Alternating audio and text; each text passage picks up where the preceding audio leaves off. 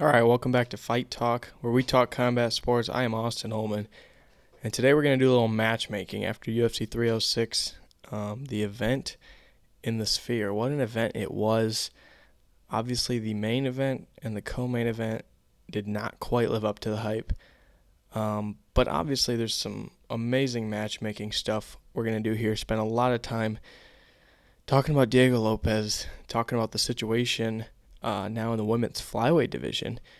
Not a lot of attention because of the fact that that was a pretty boring fight. Not a lot of attention going to the fact that it's an interesting situation. Not very often do you see a trilogy go 1-1-1.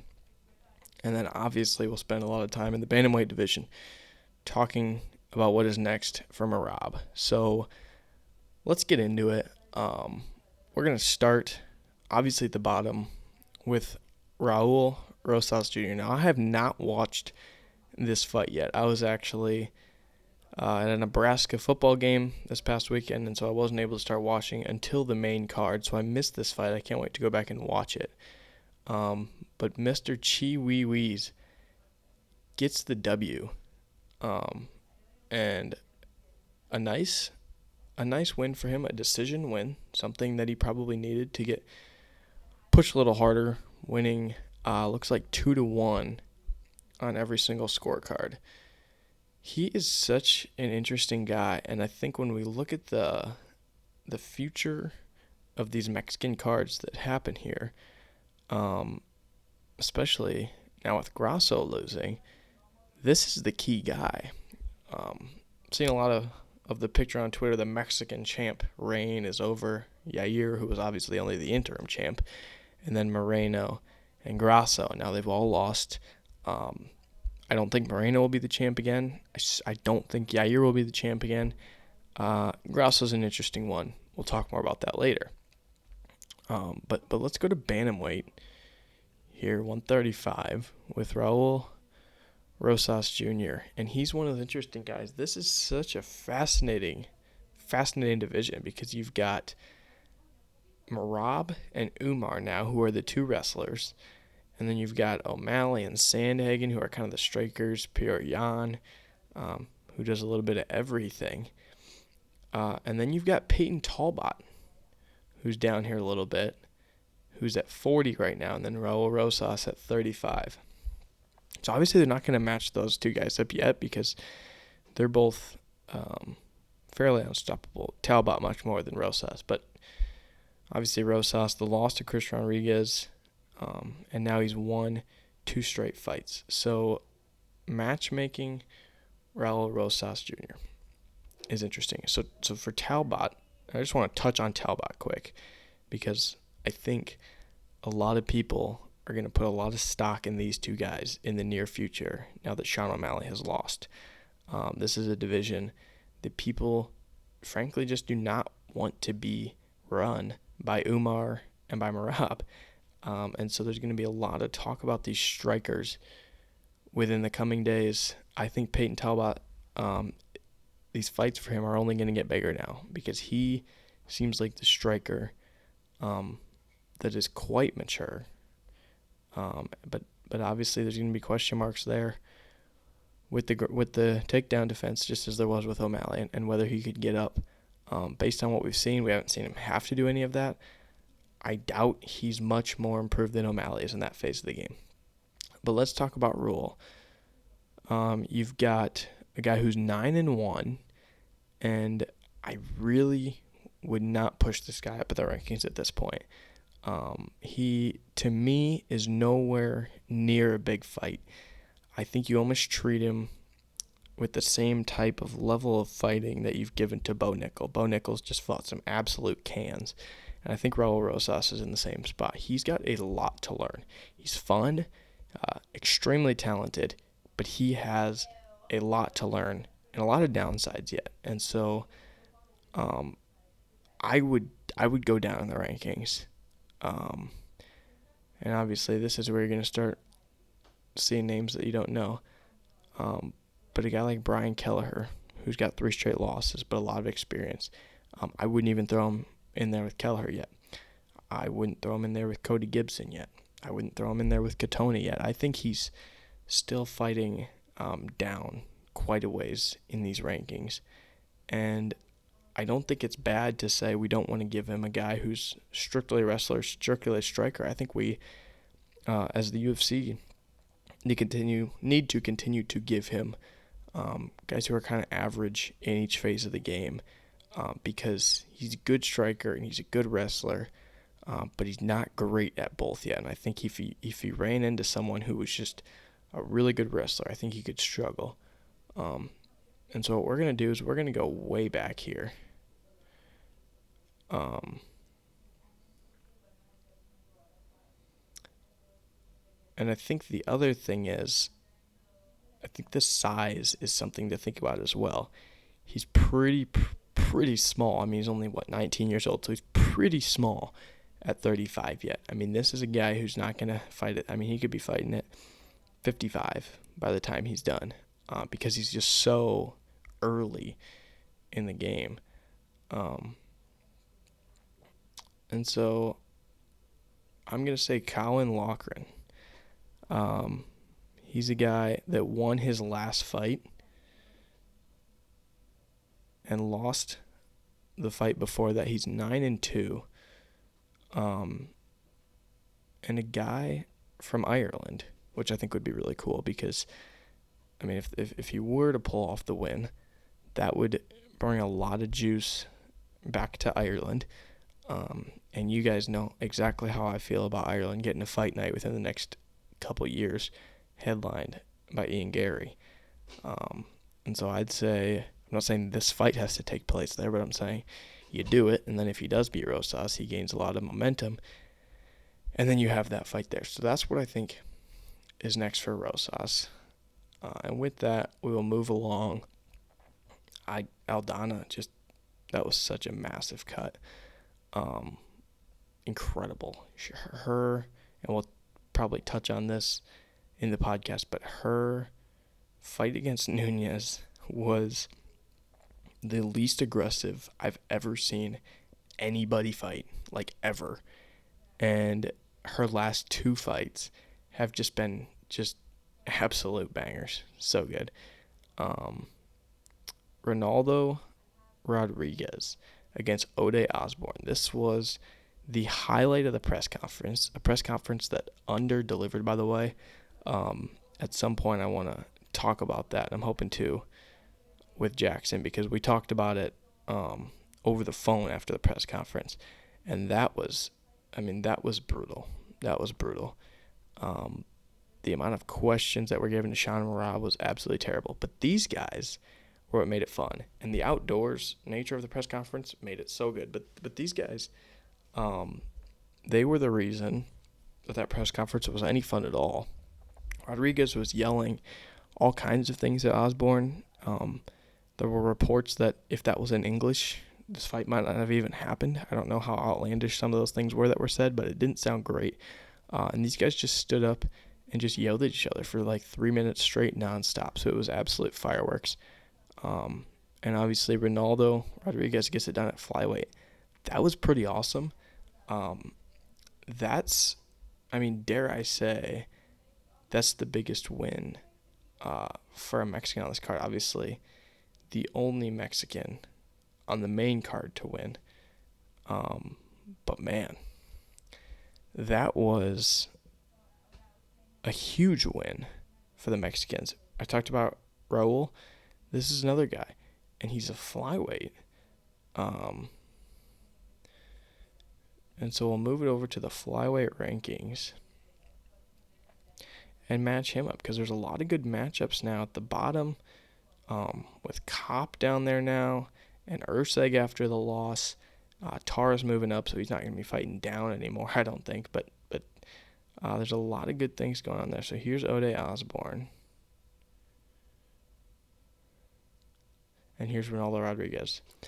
So he's at 38 right now, which is quite a ways towards the bottom. But he's 16-2, now 1-0 in the UFC. And so I think they're going to get him up here a bit. And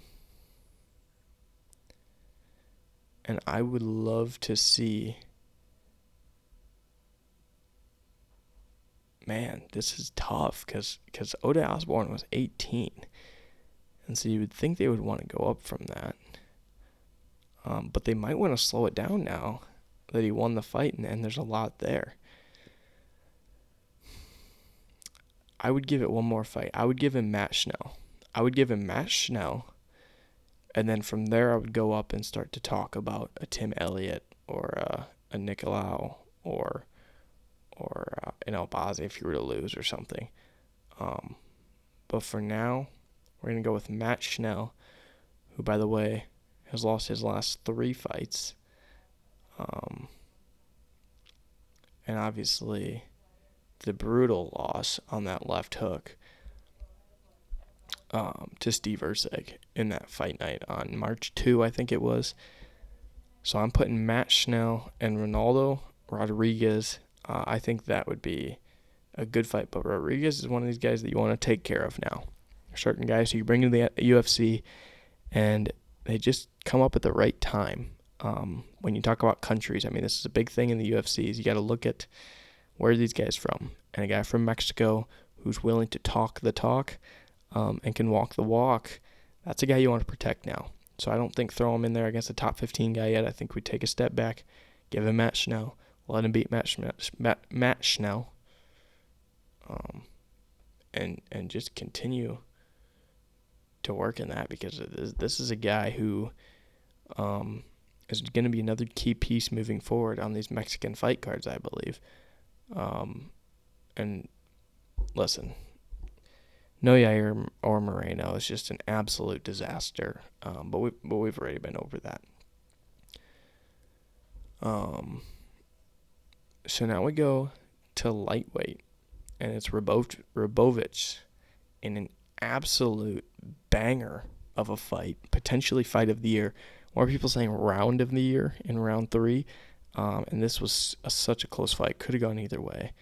Rabovich just beat Terrence McKinney in his last fight on that brutal knockout, and now wins this one in pretty devastating fashion. This was a fantastic fight. But we're going to do some matchmaking at 155 now. So let's go to 155. And there he is. So 37. And now you've got some options. So you just beat Terrence McKinney. And you just beat Zellhuber, which I'm not sure where Zellhuber, if he's up here or if he fought down.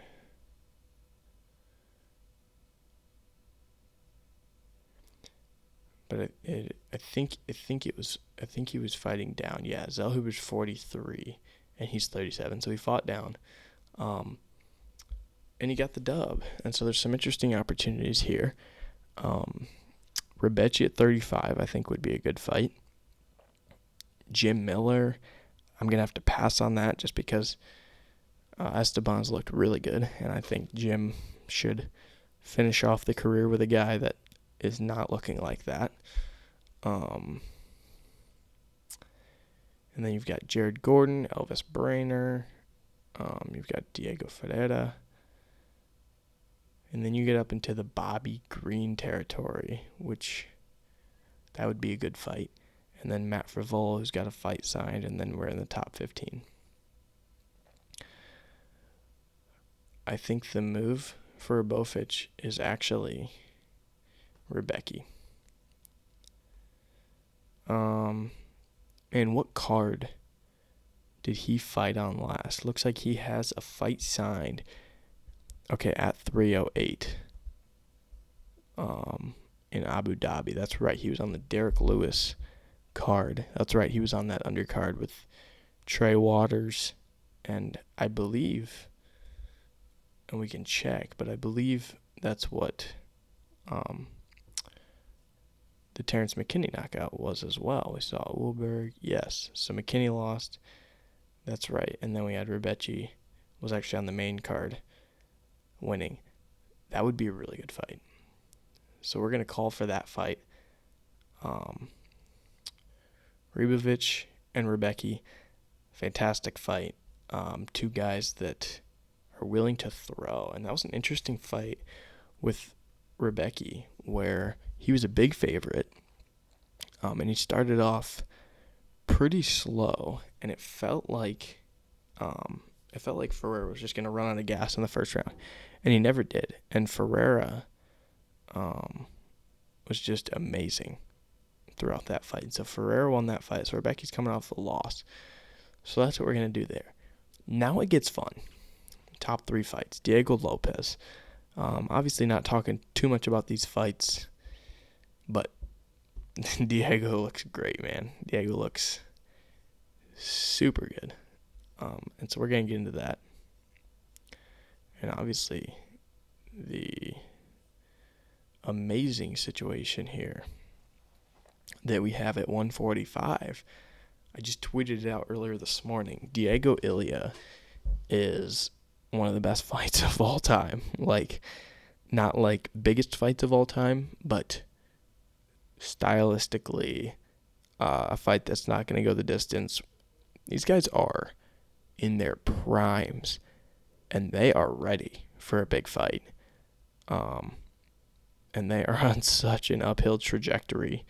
I mean, the only guys, they're on the Alex Pereira trajectory right now. I'm not saying star-wise, but I'm saying the way they're fighting and winning fights, most guys would have been knocked out, like, in 10 seconds. Ortega's a tough son of a gun, and he's absolutely cut up. I just saw the picture on Twitter. It's just disgusting, the cut that he got. So what do we do at 45? This is so much fun now. You've got Topuria and Holloway at UFC 308. And then you've got Volk. And it sure seems like Volk is sitting out waiting for the fight. I thought that he was going to take a fight before that. There were rumors that maybe he was going to take a fun one at 55 with Charles or Gaethje or Poirier or something fun like that. It sounds like now he is sitting out and is going to take that fight, which I love Volk. I really do not want to see him in there against Ilya or Diego. I think it would be tough. I know the Islam one was short notice. And maybe you can say maybe Ilya just caught him. He's a lot slower than he was. And I think he would have to be Alexander Volk-Nurmagomedov to beat either Diego or Ilya. Max, I think I would pick Max to beat him right now. But obviously, he's beat him 3 times. So there's a lot of confidence and understanding as much time as they've spent across from each other, which could give Volk a win there. I just don't see him surviving the shots that Diego and Ilya are throwing right now. Obviously didn't survive the one from Ilya, and I think his second fight would look a lot the same, maybe a little bit worse. And so Volk's going to sit out and wait for it, which Max Volk 4 would be awesome, but Ilya Volk 2 would just really, it would be tough, I think. It would be tough. As a fan, I think it's kind of hitting that point, and it's really sad because it all happened really quickly with him. A lot of times it's more gradual, and this one happened really quickly because this guy almost beats Islam at 55, and we're like, he's still the pound for pound GOAT. He's one of the best fighters of all time, the featherweight GOAT, and now it's like, yeah, you just don't really want to see him in there. So I think Volk weighs that out. I think Volk takes the fight and loses to Ilya or Max, we'll just say. But I think I favor Ilya at this point. And we'll say Ilya takes care of Volk. And then you've got Ilya Diego. And so the question for Diego is, you've been fighting a lot. You fought at 303, you fought at 306, and you fought at 300. So that's very quick. And now all of a sudden you found yourself right there in the top 5. Or he will soon. Obviously 13 in this graphic, but he's moving up once the new rankings come out. And so, yeah, the question is, what do you do? I would ask, he just beat Ortega, who's 3. I don't think Yair, Allen, Evloev, I don't think any of those guys really pose a threat, so I wouldn't be mad to see him take a fight, because realistically, this fight happens at 308. Let's say Ilya wins, Volk's ready to fight whenever, but Ilya has not been very active, right? Like, he's not been very active as a champ. So, I mean, it's realistic that fight happens next summer. And then Ilya's not ready to go maybe until the winter. That leaves Diego sitting out for almost a year and a half. Can't do that. You absolutely can't do that. So he's got to fight. And so the question is who? I don't think there's anyone who stands out that's like, don't take that fight. If I was the UFC matchmakers, man, you've got Sterling and Evloev fighting. Emmett's sat out. And Yair's sat out. But I would go Josh Emmett. That's a freaking fun fight. And you can't go wrong with a winner there. And Emmett would be a really, really scary dude for Diego to face before he gets in there with a guy like Ilya. Josh Emmett, he's just sat out. Like, he's just completely disappeared. We have no idea where he's gone. But I think that's the best fight we can make, and by far challenges Diego more than he has been before. I mean, we saw what that right hand did to Bryce Mitchell. And that is nothing to mess around with. And so we haven't seen Diego hesitant to throw yet. We haven't seen Diego get hit or even nervous enough about an opponent to where he says, I cannot throw this punch because of the potential speed of the counter punch coming. And that's what Josh Emmett would provide. And it would really see, okay, can this guy game plan? Can he outstrike and not just out-obliterate like he's been doing? Can he get a tough takedown in there? And I think it would really push him in ways that could really improve him, win or loss, to fight for the championship. So I think that's the fight to make. But the situation at 145 is fantastic. And you got Grasso Shevchenko. A lot of people talking about how boring this fight was. Not a lot of people talking about how interesting this is for the matchmaking side of it. You've got Grasso who won, and then it was a draw, and now Shevchenko wins. And Shevchenko's the old fighter who it seemed like, by the way, played a major part in me and Jackson's picks. We both said, okay, she's the older one. This is the third fight. I mean, we'll take the younger one. It felt like that's where it was going, and it wasn't going there. And Shevchenko wins. So now you've got a really interesting situation. By the way, I don't know why they haven't changed the graphic on the UFC page yet. They've still got O'Malley as the champ. I guess they have to wait, but you would think they would at least change the champion. I don't know. Anyway, so that was the number one pound-for-pound fighter was Grasso. And so there's a few options here for Shevchenko. You fight Grasso a fourth time, which I think makes sense, but this fight lost a lot of the excitement just because of how the fight took place and on the ground and things like that. No finish, right? So I think that fight lost a lot of juice. But there's a few options. You've got Zhang Weili, who I think should face Tatiana Suarez next. I don't know when that fight's going to happen. You've got the co-main for 309, maybe for 310. But I don't know if they're planning to have McGregor fight someone else at 310. I'm not sure what the situation is for that, but I think Zhang Weili would be a great co-main for that against Tatiana Suarez. And then you've got at 35, or at 35, sorry, you've got Kayla Harrison. And so you've got Kayla Harrison as a fight sign, and then Juliana Pena and Raquel Pennington are fighting as the co-main event in UFC 307 in Salt Lake City. I think Juliana Pena is going to win that fight. And then I think Kayla Harrison has the belt soon. I think Harrison fights Pena, and I think Harrison beats Pena, which I don't see Shevchenko going up at this point. I see Grasso going up before Shevchenko, actually. And so I think if Zhang Weili beats Suarez, then you could go Zhang Weili versus Shevchenko, which would be fascinating.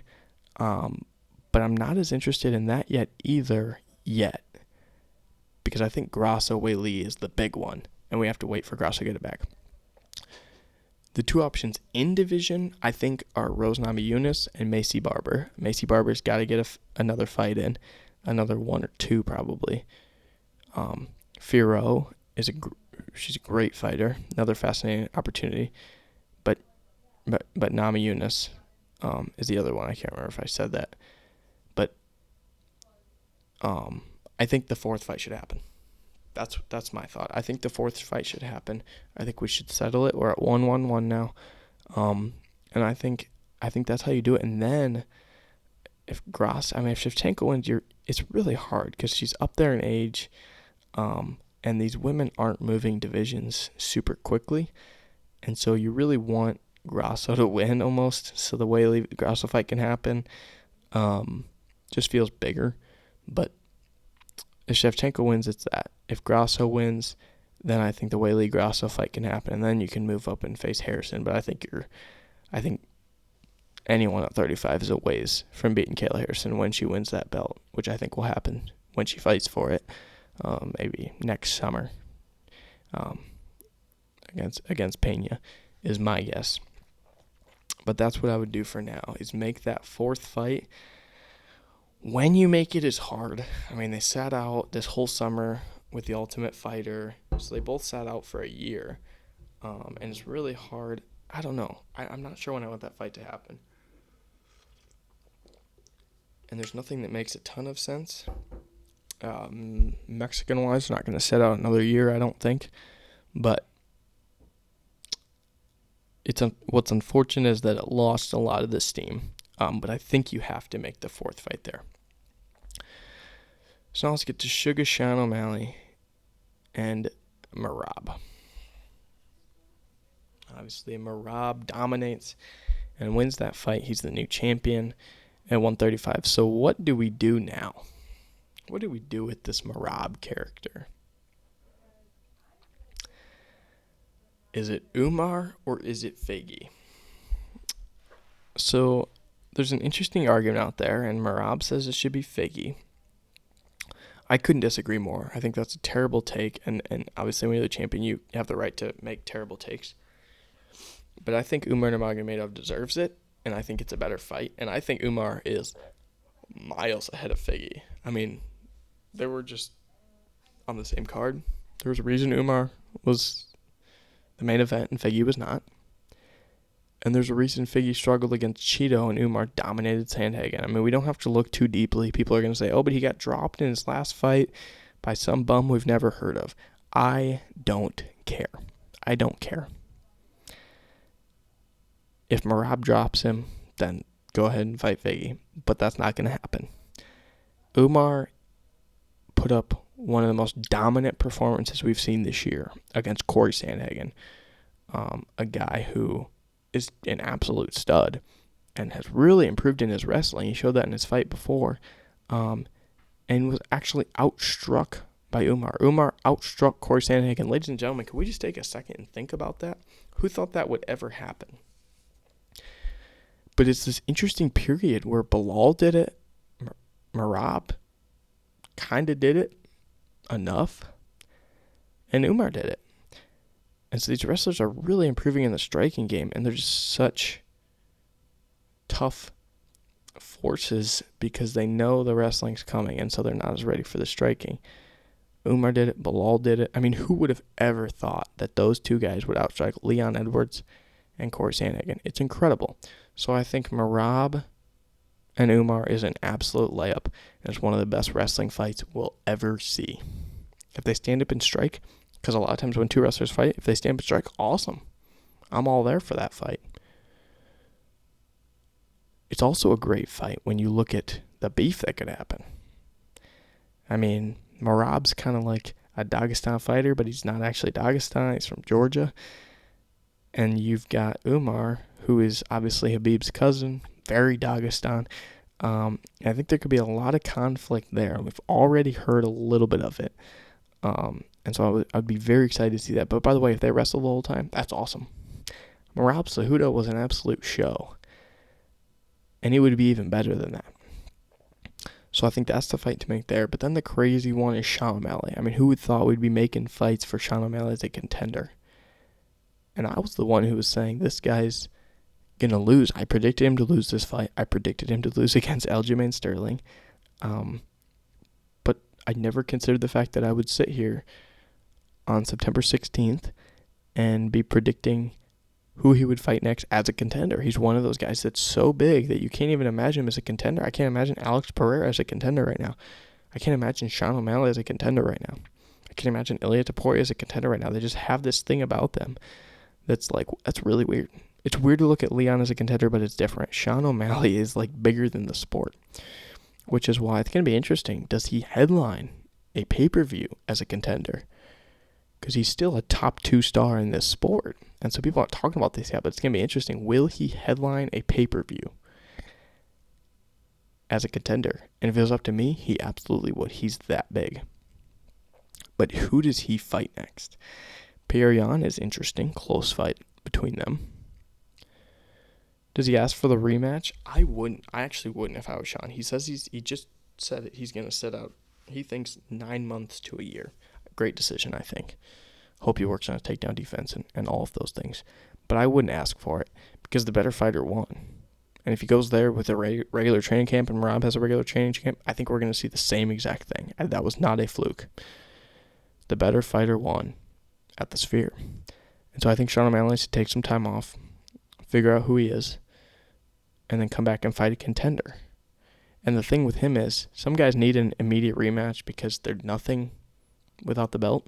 That's not the case with him. That's not the case with Sean O'Malley. He's just as big. He's just as big. He really is. People don't care about the belt when it comes to Sean O'Malley. And so I think he should fight a contender. He can easily sell a Corey Sandhagen fight. But I wouldn't fight Henry Cejudo. And so the other things are, where do you look? Jose Aldo, there's just not enough upside for Jose Aldo there. I would rather have him rush to a title shot than rush to a Sean O'Malley fight because I think the title thing for him would be bigger. And so the other thing I look is, with the UFC, you have to be very smart here. Cejudo's a wrestler. Figgy's a wrestler. Petr Yan would wrestle. Umar's a wrestler. Merab's a wrestler. We got a lot of wrestlers here. And so you have to be very smart. So when you look at strikers, we're talking about Jonathan Martinez, Mario Batista, Kyler Phillips, Cheeto, which there's obviously not going to happen, and then Corey Sandhagen. The rest of the guys would take down O'Malley and give him serious problems on the ground. And so, although it was smart to give Merab the title shot, now you have to be very smart with O'Malley and say, hey, let's not just be idiots here and throw him in there with a wrestler. This is a star. This is one of our big-time guys. And I think it's a layup. Corey Sandhagen. I think it's an absolute layup. Their styles are so similar. It would be a fantastic fight. There's no way, Corey might take it to the ground. I actually worry that he would, which would be really unfortunate, but he did it 2 fights ago. But it's tough because this division is just loaded with really good wrestlers right now, and so I think Corey Sandhagen's the way to go. So I think Merab Umar, Sean O'Malley, Corey Sandhagen. And that is your matchmaking for UFC 306 at the Sphere. So I'm excited to talk more about this. Obviously, there's a flyweight coming up with Tara. September 28 is Benoit. And so some interesting matchmaking opportunities there that I will be dropping YouTube videos for in the future. And then obviously UFC 307 is October 5. And so we'll be talking more about Alex Pereira very soon. A star who certainly seems like he is going to keep the belt for a while. And I saw something today that said, man, if Dana White's thinking anything right now, it is the fact that he does not want to give Alex Pereira Magomed Ankalaev. You just saw Bilal beat Leon, and Izzy's done, and Sean O'Malley lost the belt. The last thing he's going to do now is give Ankalaev to Pereira. He waited it off. It seemed like it was going to happen, and he gave it to Roundtree. Very, not deserved at all. And we might continue to see that because Dana White certainly can't be pleased with the outcome there. But we will have more coming at you. I know me and Jackson are coming out with a podcast soon reacting to the entire Sphere card. More YouTube videos to come. This was just such an amazing event. But for now, I am Austin Ullman. And this is Fight Talk. And I cannot wait to see you guys next time.